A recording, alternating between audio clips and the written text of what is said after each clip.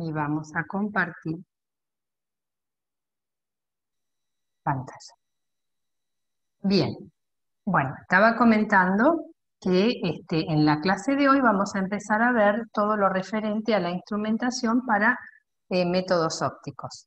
Eh, la ventaja que tienen las distintas técnicas de métodos ópticos es que los equipos que utilizamos para hacer las medidas utilizan eh, los mismos componentes o los mismos tipos de componentes y con alguna variación, por supuesto, y de acuerdo al orden en el que nosotros los vamos ordenando este, o los vamos disponiendo, podemos armar, entre comillas, nuestros equipos para hacer las mediciones según la técnica a utilizar.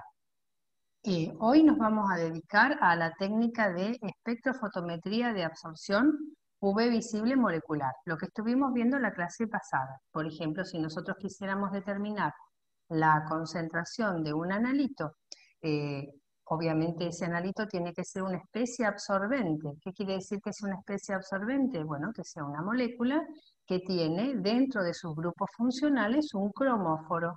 ¿Quién es el cromóforo? El grupo funcional responsable de la absorción.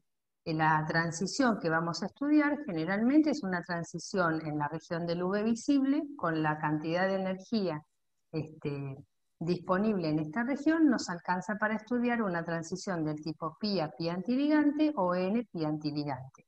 Eso nos da un requerimiento para el cromóforo que tiene que ser un doble, triple enlace o una molécula con un heteroátomo con pares electrónicos libres. Bueno, queremos hacer eso, queremos usar la ley de Lambert-Eaton. Queremos construir el gráfico cuantitativo que verifica la ley de Lambert-Eaton. Absorbancia versus concentración.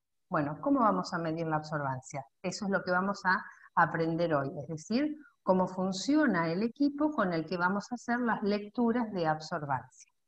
Bien, vamos a recordar que la materia se llama química analítica instrumental. Nosotros hasta ahora lo que estuvimos viendo del instrumento con el que hacemos las medidas fue bastante poco, digamos. Bueno, hoy nos vamos a dedicar toda la clase y si vemos que es mucho, vamos a cortar eh, cerca de detectores o pasando la parte de detectores y nos vamos a dedicar toda la clase a ver los componentes. Bien, bueno.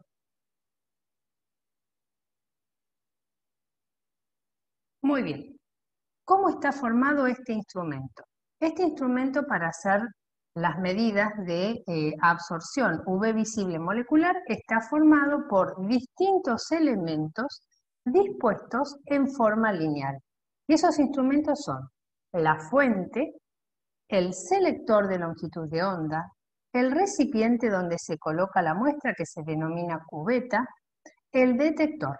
Esos son los componentes principales que vamos a ver. Nosotros nos vamos a dedicar a la fuente, a los selectores de longitudes de onda, ¿por qué? Y a los detectores, fundamentalmente, porque la calidad del selector y del detector va a condicionar, ¿sí?, la calidad de la lectura que vamos a hacer.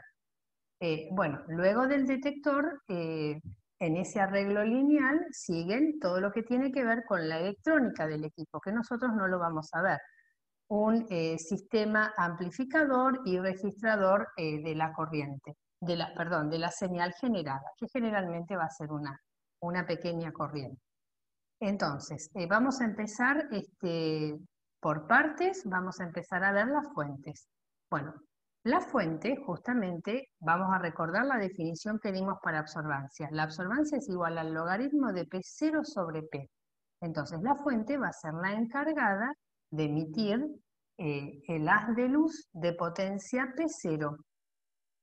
Tenemos distintos tipos de fuentes que se pueden utilizar en las distintas técnicas, ¿sí? Generalmente, las técnicas moleculares utilizan fuentes continuas. ¿Por qué? Porque los espectros moleculares son espectros de banda. Y las técnicas atómicas utilizan fuentes de líneas. Cuando veamos espectroscopía de absorción atómica, vamos a explicar por qué es necesario una fuente de línea en ese caso. Bien, dentro de las fuentes continuas que tenemos, aquí tenemos una tabla donde estamos clasificando a esas fuentes continuas, es importante saber que la potencia del haz de luz que emite la fuente varía con el voltaje de alimentación de la fuente elevado a la cuarta. Esto es muy importante, ¿por qué? Porque si nosotros tenemos una variación en la línea, ¿sí? Y ustedes si tienen un estabilizador de voltaje en su casa ven las fluctuaciones que tiene el voltaje de la línea, vamos a tener una fluctuación en la potencia del haz de luz que emita la lámpara. Y si varía P0, nosotros podríamos atribuir esas variaciones de P0 a una variación en la absorbancia. Bueno, tenemos que tener en cuenta eso y es muy importante cuidar eso. Por eso muchos instrumentos tienen lo que se llama un regulador de voltaje para la fuente. Hacia el final de la clase vamos a ver que hay otra estrategia para independizarnos de eso. Bueno, entonces la fuente tiene que ser capaz de emitir un haz de luz de potencia P0 lo suficientemente intensa y estable en el tiempo, y en esto de la estabilidad en el tiempo, es que hacemos mención a la variación de la potencia del haz de luz con el voltaje de alimentación elevado a la cuarta. Fíjense lo importante que es. Bien, y si nosotros repasamos esta tabla en cuanto a fuentes continuas, nos vamos a encontrar con que en la región del visible, que la habíamos definido aproximadamente, ¿no? La región del UV visible, que la habíamos definido entre los 200 y los 800 nanómetros, ¿sí? No hay ninguna de las fuentes que podamos usar que cubran prácticamente todo el rango. Entonces, generalmente lo que se hace en la región, para trabajar en la región del UV visible, es combinar dos de esas fuentes. Bueno, aquí están los distintos tipos de fuentes y los rangos en los que se utilizan y además en el tipo de espectroscopía en la que se utiliza. Bueno, la lámpara de arco de xenón la voy a explicar cuando veamos la técnica de fluorescencia molecular, ¿sí? En la región del UV visible, fíjense, se utilizan la combinación de dos lámparas. La lámpara de hidrógeno o de deuterio, que básicamente cubre el rango del UV, y la lámpara de wolframio o de wolframio halógeno, que cubren la región del visible. Hay otros tipos de lámparas que se utilizan para todo lo que tienen que ver con espectroscopías infrarrojas, como son la lámpara de NERS, que es una mezcla de óxido de circonio y de óxido de itrio, el alambre de nicrom, que es una aleación de níquel y de cromo, y la fuente Globar, que es una fuente de carburo de silicio.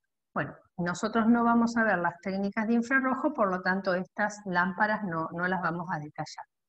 Y en las técnicas de absorción del atómica, se trabaja básicamente con estas lámparas de línea. Nosotros vamos a estudiar mucho la lámpara de cátodo hueco cuando veamos la técnica de absorción atómica.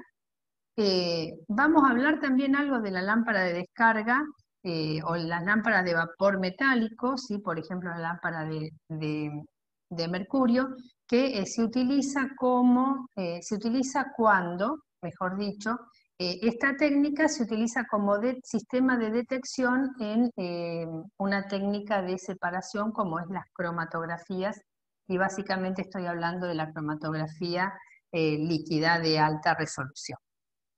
Bien, y si utilizamos un láser, obviamente es una fuente de luz monocromática de una determinada longitud de onda, la podemos, de acuerdo a la longitud de onda del láser, la podríamos utilizar para cualquiera de las técnicas. Lo que pasa es que el láser, ustedes van a decir, bueno, sería bárbaro porque es luz monocromática, mientras que las fuentes continuas emiten un espectro de longitudes de onda, ¿sí? Es decir, un continuo de longitudes de onda. La ley de Lambert-Ilbert me dice, segundo postulado, la radiación monocromática. Bueno, el láser sería bárbaro, sí, pero te sirve para una sola longitud de onda, por lo tanto es poco práctico.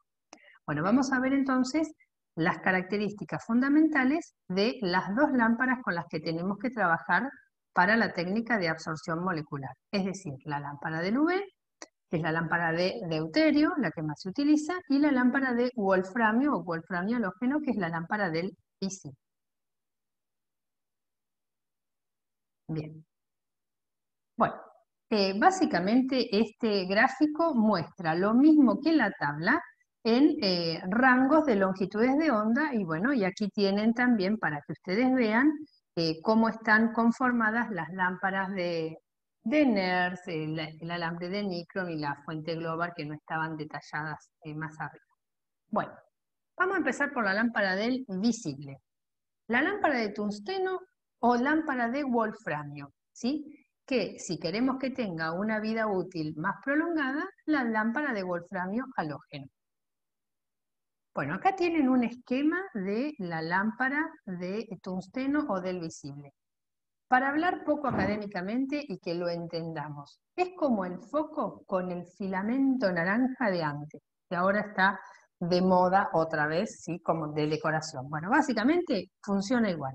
Lo que tenemos es lo siguiente, tenemos un bulbo de vidrio. ¿Por qué de vidrio? Porque el vidrio es un material ópticamente transparente en la región espectral en la que vamos a trabajar. ¿En qué región vamos a trabajar? En el visible. Bien, entonces como el vidrio, ¿qué quiere decir esto? Ópticamente transparente. Quiere decir que no absorbe en la región del visible. Entonces, ¿cómo está formado el foquito común y silvestre? Tiene un bulbo o un recipiente, si vos querés, de vidrio. Luego tenemos dos electrodos y un filamento, y ese filamento es de wolframio o de tungsteno. Entonces, mediante una descarga eléctrica, vos lo que haces es que ese filamento alcance ese filamento, que cuando el foco está apagado es de color negro, alcance, al encender la lámpara, ¿sí? Al entregar trabajo al sistema en forma de corriente, alcance, ¿sí? Una temperatura que se denomina de incandescencia, ¿sí? Entonces, la lámpara de wolframio o de tungsteno emite como si fuera un cuerpo caliente. Es decir, cuando alcanza una temperatura de incandescencia, emite luz, ¿sí? Y fíjense, en este gráfico estamos graficando intensidad de emisión de la lámpara en función de la longitud de onda. Y fíjense que de acuerdo a la temperatura que alcance la lámpara, va a ser la intensidad de emisión. Y una cosa que es muy importante que ustedes vean, ¿sí? Miren lo que está pasando, y acá con colores está marcado la región del visible, ¿sí? Recuerdan que a cada longitud de onda se asocia un color, ¿sí? Entonces, miren lo que pasa independientemente de la temperatura. Lo que me está mostrando este gráfico es que esta lámpara emite luz con mayor intensidad en la región del rojo que del azul. Es decir, a la lámpara no le da lo mismo emitir luz de distinta longitud de onda. Y esto lo vamos a recordar hacia el final de la clase porque me va a condicionar, ¿sí?, el funcionamiento del equipo. Bien, entonces, esta lámpara, como bien dice acá y como había dicho antes, ¿sí?, la potencia de la luz que emite depende del voltaje de alimentación elevado a la cuarta. Requieren un estabilizador de voltaje. Muchas veces el estabilizador de voltaje no es suficiente. Para que un equipo funcione en la región del visible, cuando uno enciende el equipo, ¿sí?, habitualmente los equipos más viejos se dejaban estabilizar, ¿sí?, un ratito. Y en ese ratito que se dejaban estabilizar, el filamento alcanza su temperatura de incandescencia y entonces se estabiliza la potencia de emisión. Bueno, la diferencia que tiene la lámpara de tungsteno con la lámpara de tungsteno halógeno es que, como pasaba antes en tu casa, ¿sí?, prendés y apagás el foco. Muchas veces llega un momento que vos prendés el foco y se corta el filamento. Bueno, entonces acá el wolfram, el halógeno, que generalmente es yodo y que es un gas que está contenido en este bulbo de vidrio, lo que hace es prevenir, ¿sí?, ruptura o el corte del filamento. Las lámparas que tienen halógeno tienen un tiempo de vida útil mayor que las lámparas que no tienen halógeno. Bien. Nada más que decir que emiten como si fuera un cuerpo caliente, es decir, tienen que alcanzar una temperatura de incandescencia para emitir. Bien, vamos a pasar entonces ahora a la lámpara de deuterio o la lámpara de hidrógeno. Generalmente se utiliza más la de deuterio, que es la lámpara que se utiliza en la región del UV. Bueno, esta es la lámpara de deuterio. En esta lámpara de deuterio hay dos electrodos metálicos. Esta lámpara generalmente está contenida en un contenedor que puede ser de vidrio, pero lo que es muy importante es que esta ventanita, que es por donde se va a emitir la radiación, sea de un material, otra vez, ópticamente transparente en la región espectral en la que vamos a trabajar. Vamos a trabajar en la región del UV, no podemos trabajar con vidrio. ¿Por qué no con vidrio? Porque el vidrio absorbe en esa región. Entonces, esta ventana tiene que ser de cuarzo. Ustedes dirán, ¿y por qué no es todo de cuarzo? Bueno, es caro. Entonces, generalmente, lo que es de cuarzo es esta ventana. Entonces, lo que vamos a tener es, dentro de la lámpara, va a haber deuterio o hidrógeno, ¿sí? Que va a estar a baja presión. Entonces, lo que vamos a hacer nosotros es, con los electrodos, aplicar una descarga eléctrica. Esa cantidad de energía asociada a la descarga eléctrica va a hacer que la molécula de deuterio o de hidrógeno pase a un estado excitado. Y cuando vuelva al estado fundamental, se rompa en dos átomos de deuterio o de hidrógeno más un fotón. Entonces, el balance de energía de este proceso nos va a decir que la cantidad de energía entregada a través de esa descarga eléctrica tiene que ser igual a la cantidad de energía de la molécula de deuterio en el estado excitado. Tiene que ser igual a las energías cinéticas de los dos átomos de deuterio más el fotón emitido. Entonces, como las energías cinéticas van a variar desde 0 hasta la energía de la molécula de deuterio en el estado excitado, o sea, la energía eléctrica entregada, el fotón, digamos, la energía asociada al fotón, va a variar en forma inversa. Entonces, por lo tanto, vamos a tener un espectro continuo que va a ir desde los 160 nanómetros aproximadamente hasta los 400. En general, se dice que el punto de corte, o en realidad la longitud de onda hasta la que se utiliza la lámpara de deuterio, es los 360 nanómetros. Entonces, si vos tenés un equipo y querés obtener un espectro desde los 200 a los 700 nanómetros, el equipo va a funcionar de esta forma.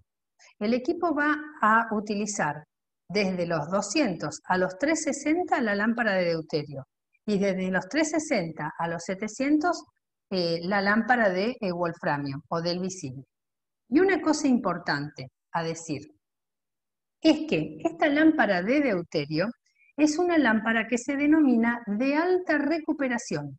Es decir, la lámpara se enciende y está lista para ser utilizada, mientras que la lámpara de wolframio o wolframio halógeno es una lámpara que necesita una estabilización.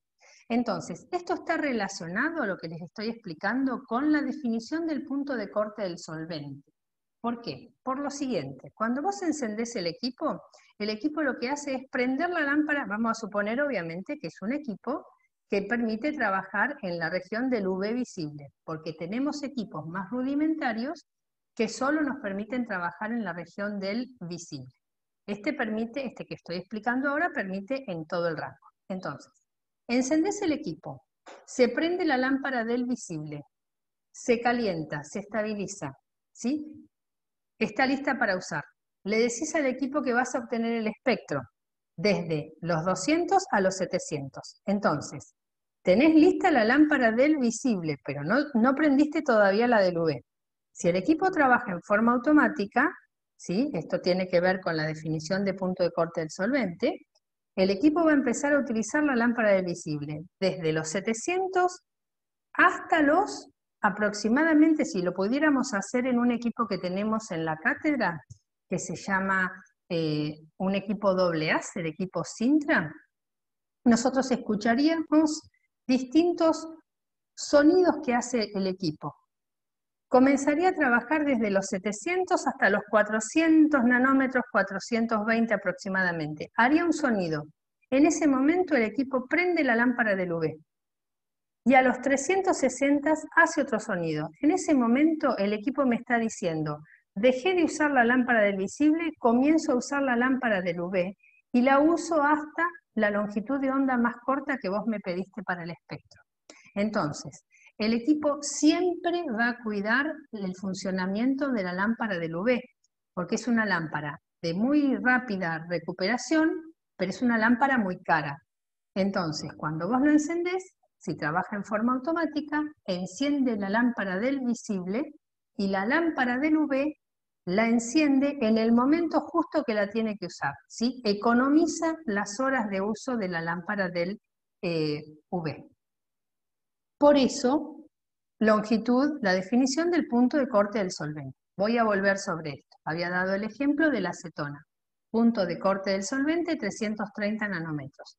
Quiere decir que a longitudes de onda más cortas que 330 absorbe el solvente. Por eso la definición que dimos.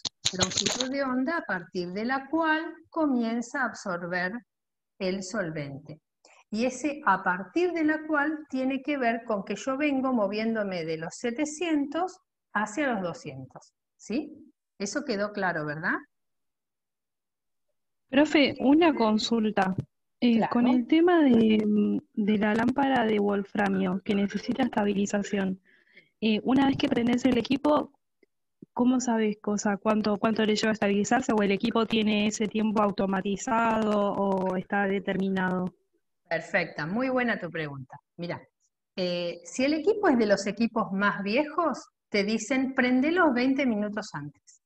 Si el equipo es un equipo automatizado, en el momento en el que vos lo prendés, el equipo hace lo que se llama un chequeo.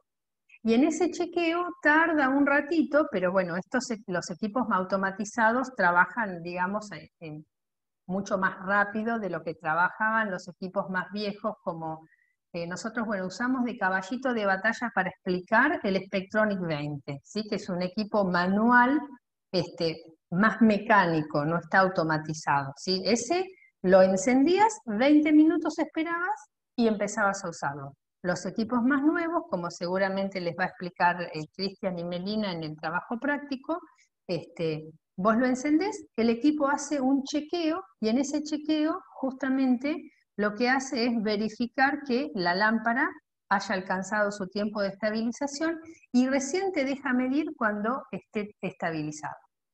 ¿Sí? No sé si quedó claro. Bueno, gracias, profe. Sí. Bueno, ahora vamos a pasar a ver los dos de los componentes más importantes del equipo. Y los dos componentes más importantes van a ser, por un lado, los selectores de longitud de onda y por otro lado, los detectores. Bien, los selectores de longitud de onda van a determinar la calidad del instrumento con el que vamos a trabajar. Estos selectores de longitud de onda van a definir cómo se llama el equipo junto con el detector.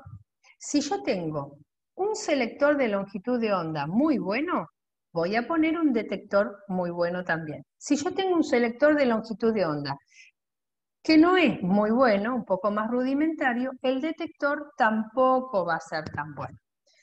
Ejemplos.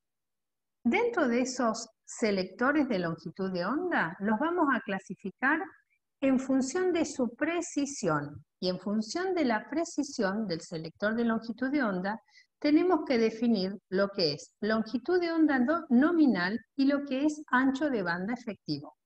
Para eso voy a pasar primero a la siguiente filmina y luego volvemos para atrás. Miren, la longitud de onda nominal es lo que yo selecciono. Por ejemplo, le digo al equipo, quiero medir a 450 nanómetros. Entonces, el equipo me va a seleccionar, ¿sí? Una, con el selector de longitudes de onda, obviamente, un haz de luz centrado en 450 nanómetros. Y el ancho de banda efectivo es el ancho de la banda a la mitad de la altura del pico. El ancho de banda efectivo es el que determina la calidad del selector. Por ejemplo, miren, acá tenemos comparados dos tipos de filtros, que los voy a pasar a explicar en un ratito. El que se denomina filtro de interferencia con un ancho de banda efectivo de 10 nanómetros y el que se denomina filtro de absorción o de paso de banda, con un ancho de banda efectivo de 50 nanómetros. Entonces, obviamente, este selector es mucho más eficiente, mucho mejor que este otro selector, ¿sí? Entonces, clasificamos a los selectores en función de su ancho de banda efectivo, porque vamos a recordar, nosotros estamos trabajando con fuentes, ya sea la del UV, ya sea la del visible, que son fuentes continuas. Emiten un espectro de longitudes de onda en la región del UV y en la región del visible. Entonces, de ese espectro, nosotros lo que tenemos que hacer es seleccionar la longitud de onda de trabajo. Y esa es la función de este elemento, ¿sí? Entonces, los voy a clasificar a estos selectores en función de su precisión. Y su precisión va a estar dada por el ancho de banda efectivo. Es por eso que vamos a tener filtros de absorción, y dentro de esos filtros de absorción, los menos selectivos o específicos o los más rudimentarios son los que se llaman filtros de corte, y los filtros de corte no son otra cosa que vidrios coloreados. Antiguamente eran un colorante disperso en gelatina protegido por dos vidrios coloreados. Estuvimos estudiando la clase pasada que, por ejemplo, si yo estoy viendo a este vidrio de color rojo, lo veo rojo porque absorbe preferencialmente una longitud de onda y transmite, ¿sí?, la longitud de onda del color complementario, ¿sí? Porque absorbe el verde, la veo roja.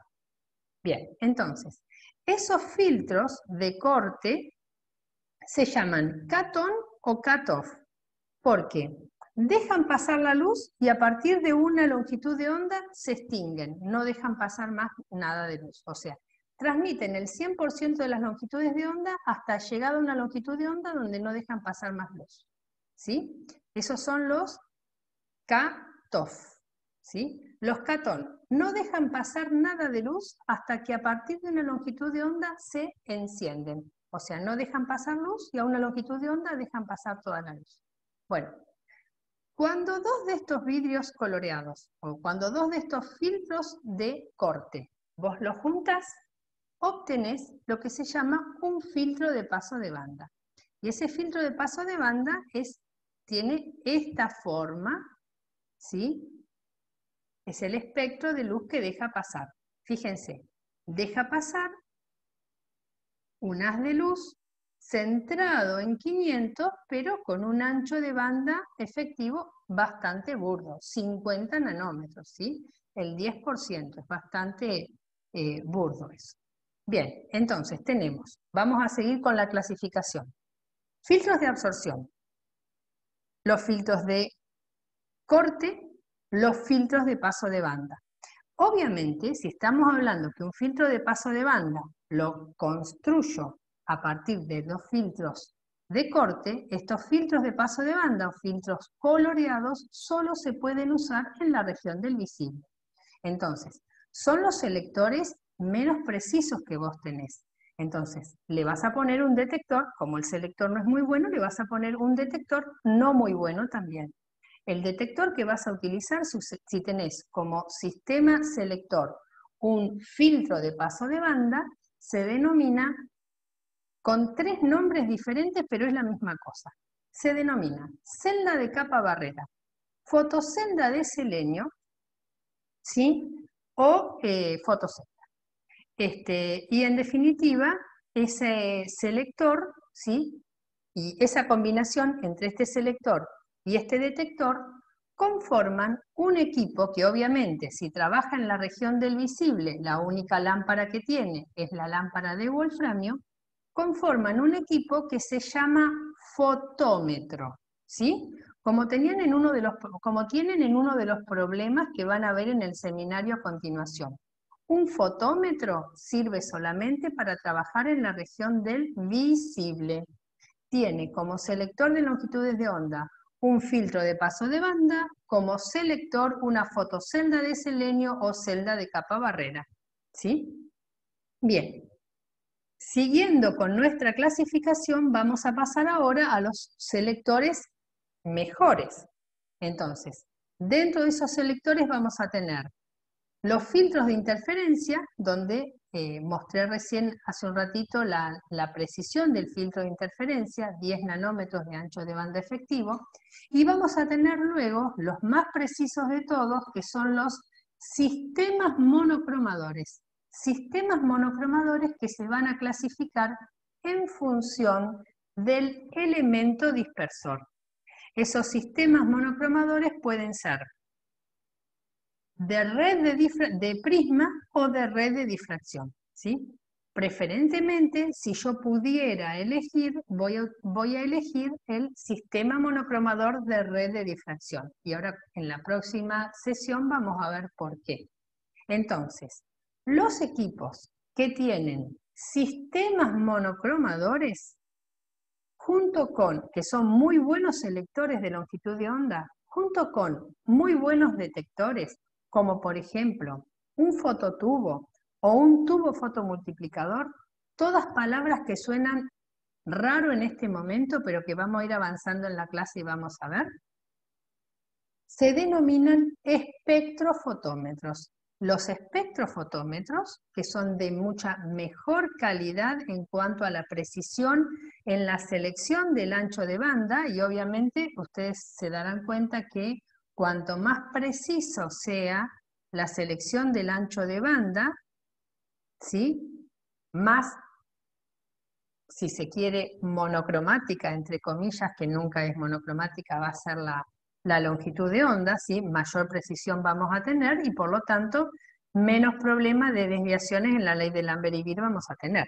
Entonces, en esos equipos, que generalmente los espectrofotómetros trabajamos en la región del UV visible, ¿sí? La calidad del selector muy buena condiciona la calidad del detector, ¿sí? Bien. Bueno, entonces, tendríamos que pasar a ver ahora filtros de interferencia.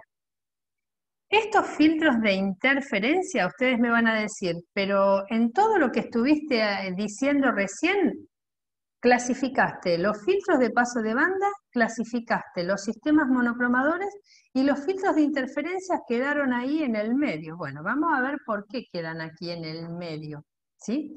Bueno, estos filtros para entender todo el funcionamiento de los filtros de interferencia, necesitaríamos recordar algunas cosas de física 2. Bueno, primero que nada, a ver si alcanzamos en este tiempo que queda. Primero que nada les explico cómo está formado un filtro de interferencia. Ese filtro de interferencia está formado por un material que es un dieléctrico. Generalmente se utiliza fluoruro de calcio o fluoruro de magnesio. ¿Qué es un dieléctrico? Bueno, es un material aislante, básicamente, ¿sí? Bueno, sobre ese material dieléctrico, ¿sí? Que como todo material tiene un determinado índice de refracción y que lo que es muy importante, tiene un determinado espesor, que es este espesor B, que es el espesor de este material rosa que está simbolizado acá. Por encima y por debajo va a tener una película de plata, ¿sí? Una película metálica, generalmente de plata, de un espesor determinado. Espesor tal que va a permitir lo siguiente. La mitad de la luz que incide se refleja, la mitad de la luz que incide se refracta, ¿sí? y está protegido por vidrio, por 2 placas de vidrio.